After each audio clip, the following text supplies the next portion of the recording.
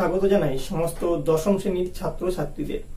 আজকের এই ভিডিওতে তোমাদের গণিত পাঠ্য বইয়ের কোষে দেখি 23.3 এর 312 পেজে যে 7এর দাগের, 8এর দাগের এবং 9এর দাগের যে 5টি এমসিকিউ রয়েছে তার সমাধান দেব আজকের এই ভিডিওতে। তবে ভিডিওটি শুরু করার আগে জানিয়ে রাখি যে গত আমাদের এই কোষে দেখি 23.3 থেকে 4টি ক্লাস করানো হয়েছে, ক্লাস 1, ক্লাস 2, ক্লাস 3 এবং ক্লাস 4, এবং সেই 4টি ক্লাসে 1 থেকে 6 পর্যন্ত অর্থাৎ 6এর দাগের সমস্ত অঙ্কগুলি 1 থেকে 6এর দাগের সমস্ত অঙ্কগুলি স্টেপ বাই স্টেপ করানো হয়েছে। তো যারা সেই ভিডিওগুলি এখনো দেখোনি তারা অবশ্যই আমাদের চ্যানেলের প্লেলিস্টে গিয়ে সেখান থেকে ভিডিওগুলি সরাসরি দেখে নিতে পারো, অথবা আমি ডেসক্রিপশন বক্সে সেই ভিডিওর লিংক দিয়ে দেবো, তোমরা সেখান থেকে সরাসরি দেখে নিতে পারো।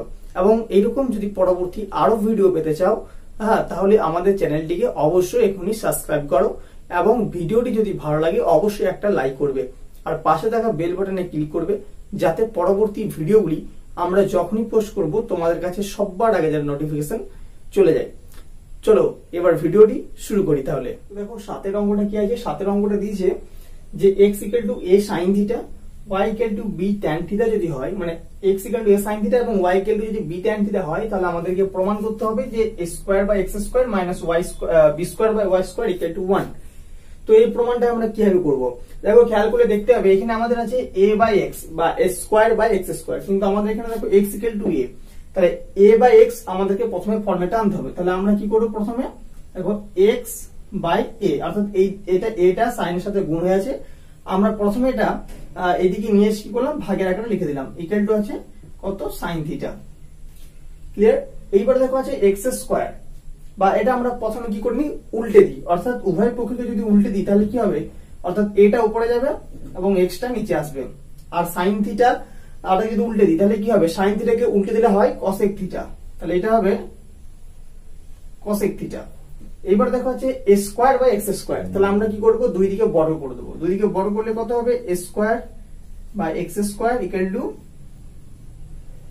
cosec² θ, দুই দিকে বর্গ করে দিলাম। এইবার এটা আমাদের বেরিয়ে গেল, অর্থাৎ a²/x² মানটা বেরিয়ে গেল। এইবার আমরা বের করব b²/y²। তো এটাকে আমরা একই ফরম্যাটে আনবো। তো y/b = tan θ। এবার দুই দিকে যদি উল্টে দিই তাহলে b যায় উপরে আর y টা আসে নিচে, আর tan এর উল্টো কত হয়, cot। তো tan এর উল্টো হচ্ছে cot θ। এইবার আমরা কি করব, দুই দিকে বর্গ করে দেব। দুই দিকে বর্গ করলে কি হয়, b²/y² = হচ্ছে cot² θ। তাহলে দেখো আমাদের a²/x² মান বেরিয়েছে cosec² θ, আর b²/y² মান বেরিয়েছে cot² θ। এবার আমরা এটাকে এখানে বসিয়ে দেবো, অর্থাৎ a²/x² মান কত আছে, cosec² θ, মাইনাস b²/y² মান কত আছে, cot² θ।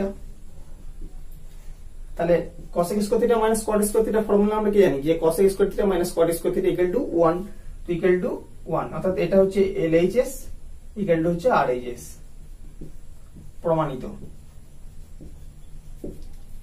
তো এটি ছিল প্রথম অঙ্ক। আশা করছি অঙ্কটি তোমরা ভালোভাবে বুঝতে পেরেছো। প্রথমে আমরা এরকম ফরম্যাটে নিয়ে এলাম a/x এবং y/b, তারপর দুই দিকে বড় করলাম, তারপর এখানে স্বাভাবিকভাবে এখানে বসিয়ে দিলাম, এবং তারপর আমাদের একটা ফর্মুলা চলে এলো, সেটা হচ্ছে cosec² θ - cot² θ = যে ফর্মুলা হয় 1, তো সেটা হচ্ছে 1, অর্থাৎ LHS = RHS প্রমাণ হয়ে গেল।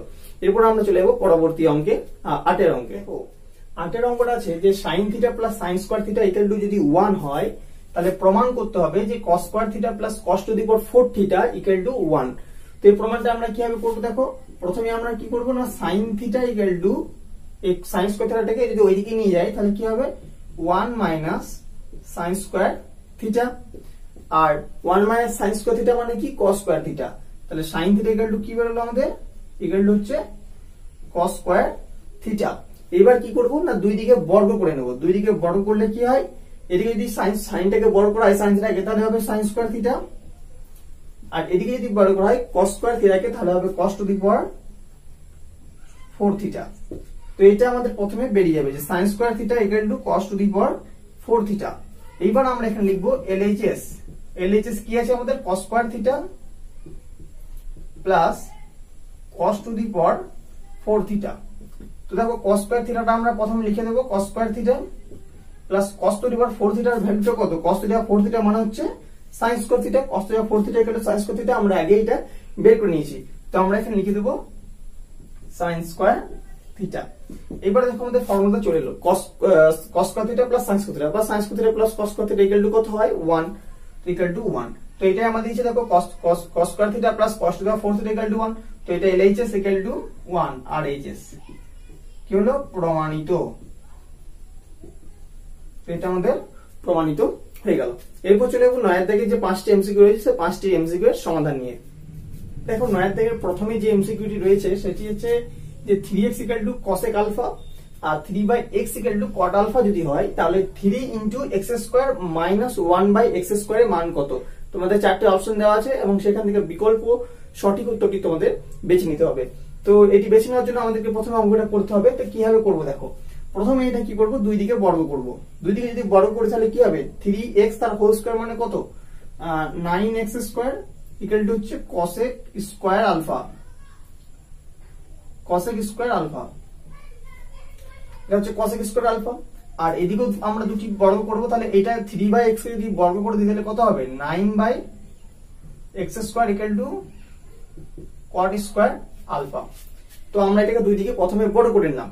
এইবার আমরা একটা ফর্মুলা জানি সেটা হচ্ছে cosec square alpha minus cot square alpha equal to 1। cosec square alpha minus cot square alpha equal to 1।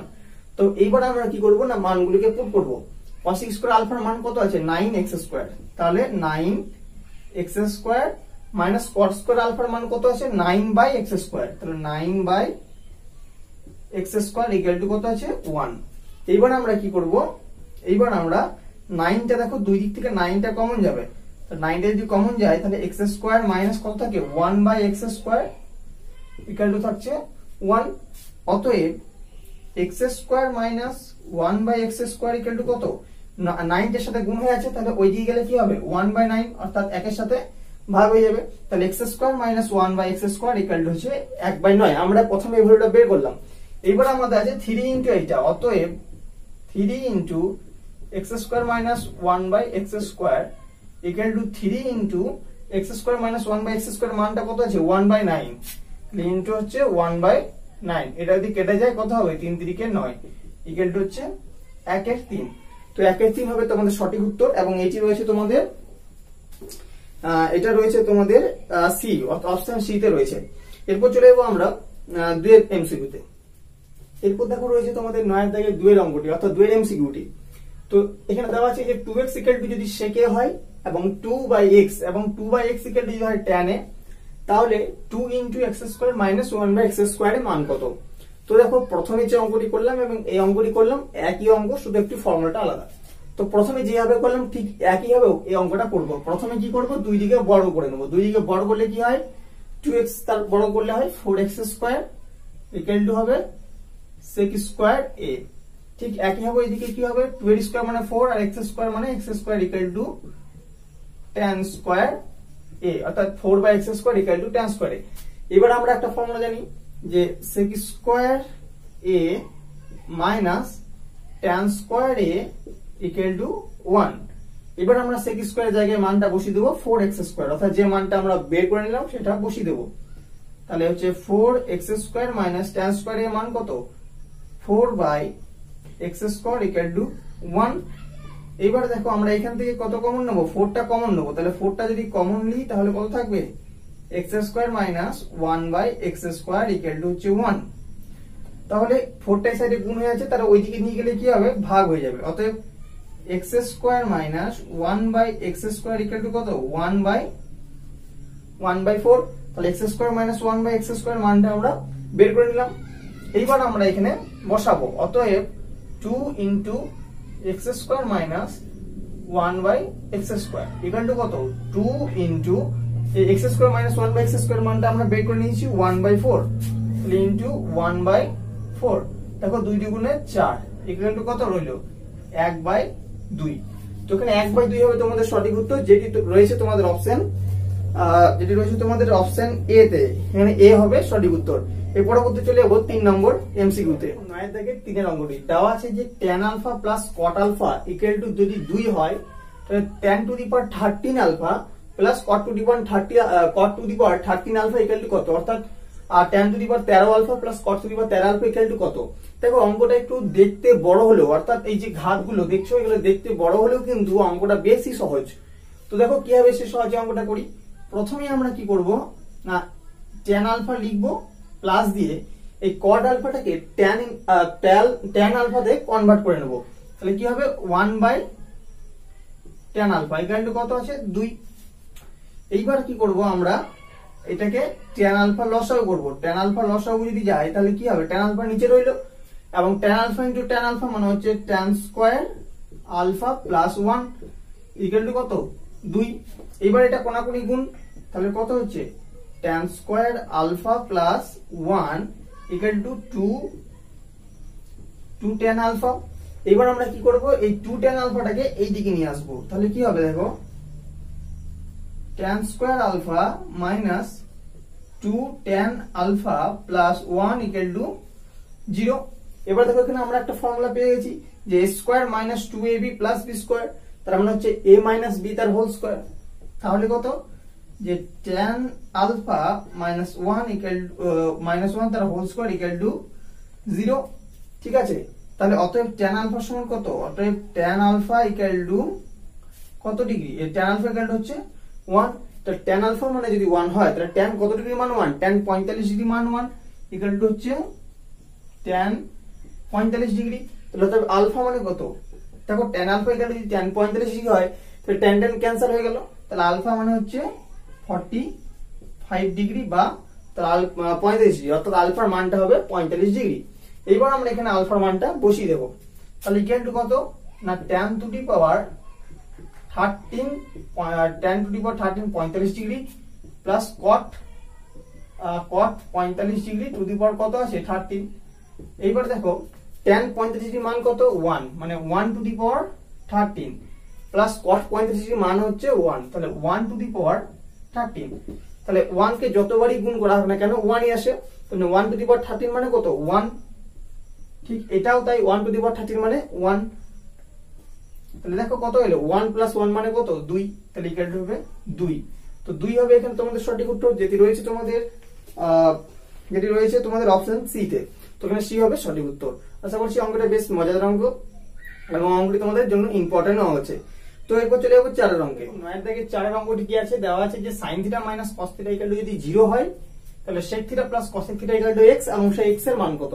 মানে আমাদের কি হবে না x এর মানটা যদি বের করতে হয় তাহলে sec থিটা প্লাস cos থিটার মানটা বের করে নিলেই হবে, কারণ sec theta plus cos theta যেটি মান বেরবে সেটাই হচ্ছে x এর মান। তো দেখো কিভাবে বের করব, এটা বের করার জন্য আমাদেরকে কি করতে হবে, প্রথমে থিটার মানটা বের করে নিতে হবে। কিভাবে দেখো sin থিটা ইকুয়াল টু আমরা প্রথমে লিখবো ইকুয়াল টু cos থিটা। কেন cos থিটা লিখলাম, কারণ দেখো sin theta minus cos theta equal to 0, তাহলে cos থিটাটাকে আমরা ওই দিকে নিয়ে গেলাম, তাহলে এদিকে মাইনাস আছে তাহলে প্লাস হবে, অর্থাৎ sin theta equal two cos theta. তাহলে কি করব, এই cos থিটাটাকে যদি আমরা নিচে নিয়ে চলে আসি তাহলে কি হবে sin theta by cos theta equal to কত 1। এবার আমরা কি জানি sin theta by cos theta মানে কত tan থিটা, তাহলে হচ্ছে tan থিটা ইকুয়াল টু 1। তাহলে tan থিটা সমান কত 1 মানে কত tan 45 ডিগ্রি, tan 45 ডিগ্রি। তাহলে থিটা সমান কত, অতএব থিটা সমান হচ্ছে 45 degree, theta equal two 45 degree. তাহলে আমরা প্রথমে কি করলাম থিটার মানটা বের করে নিলাম, এবার এখানে থিটার মানটা বসিয়ে দেব। তাহলে দেখো sec 45 degree plus cosec 45 degree equal to হচ্ছে x। তাহলে এবার আমাদের কি করতে হবে না sec 45 ডিগ্রি এবং cosec 45 ডিগ্রি মানটা বের করে নিতে হবে, অর্থাৎ আমাদেরকে মুখস্থ রাখতে হবে। তাহলে sec 45 ডিগ্রি মান হচ্ছে √2 এবং cosec 45 ডিগ্রি মান হচ্ছে √2, √2 প্লাস √2 ইকুয়াল টু হচ্ছে x। অতএব x ইকুয়াল টু কত √2 প্লাস √2 মানে 2√2, দুটি √2 আছে তাহলে 2√2, x ইকুয়াল টু হচ্ছে 2√2। তাহলে এই x মানটা আমাদের এখানে বেরিয়ে গেল, অর্থাৎ x এর মান হবে 2√2, যেটি রয়েছে তোমাদের অপশন ডি তে, 4 এর অপশন ডি হবে সঠিক উত্তর। আর জানি রাখি এই অঙ্কটি কিন্তু তোমাদের জন্য ভিভিআই টেস্ট বা ফাইনাল উভয় পরীক্ষার জন্য। এবার যাবো আমরা 5 এর এমসিকিউ তে এবং আজকের শেষ এমসিকিউ বা শেষ অঙ্কে। এরপর দেখো 5 এর অঙ্কে বলা আছে যে 2 cos থিটা ইকুয়াল টু যদি 1 হয়, 2 cos থিটা ইকুয়াল টু যদি 1 হয়, তাহলে থিটার মানটা কত হবে? তাহলে এটা খুবই একটা সহজ অঙ্ক। কিভাবে করব না, থিটার মানটা যদি বের করতে হয় তাহলে আমরা প্রথমে লিখবো যে cos theta 3 theta equal two 1/2।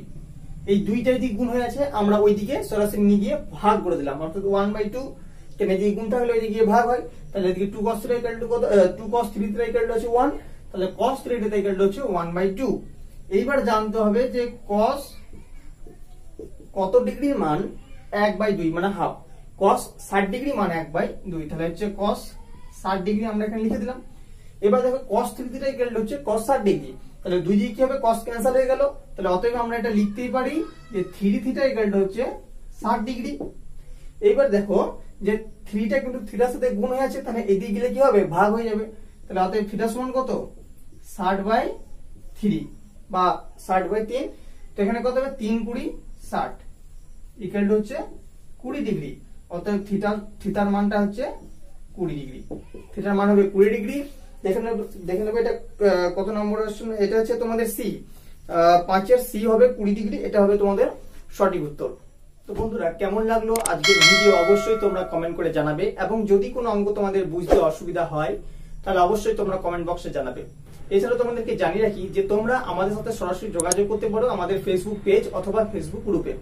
সেখানে তোমরা জয়েন হয়ে তোমাদের যে কোনো অসুবিধার প্রশ্ন, অর্থাৎ অঙ্ক বা ভৌত বিজ্ঞানের যে কোনো অসুবিধার প্রশ্ন তোমরা আমাকে সেখানে সরাসরি জিজ্ঞাসা করতে পারো। তো আমাদের সেই ফেসবুক পেজটি হলো সায়েন্স একাডেমিক, এবং ফেসবুক গ্রুপ হলো সায়েন্স একাডেমিক সাজেশন, সেখানে তোমরা সরাসরি যোগাযোগ করো। এবার আমরা আজ ক্লাস 5-এ, অর্থাৎ ক্লাস 5-এ আমরা 9 দাগের এমসিকিউ পর্যন্ত দিলাম। এরপর তোমাদের বাকি হলো শূন্যস্থান পূরণ, সত্য মিথ্যা, এবং 10-এর দাগের যে 5টি অঙ্ক রয়েছে, অর্থাৎ ওগুলো 2 মার্কসের আছে। পরবর্তী ক্লাস 6-এ আমরা সেই অঙ্কগুলি করে দেব। তাহলে কি হবে, তোমরা অবশ্যই একটা উপকৃত হবে, তোমরা বুঝতে পারবে জিনিসটা যদি পরপর হয়ে যায়। তাই তোমরা আমাদের সাথে সেই ভিডিওগুলি দেখার জন্য আমাদের চ্যানেলটিকে সাবস্ক্রাইব করে রাখো এবং আমাদের চ্যানেলের সাথে জুড়ে থাকো। তাহলে কি হবে না, তোমরা অবশ্যই একটা সাফল্যের মধ্যে থাকবে। তো বন্ধুরা, দেখা হচ্ছে আবার পরবর্তী ভিডিওতে। ধন্যবাদ।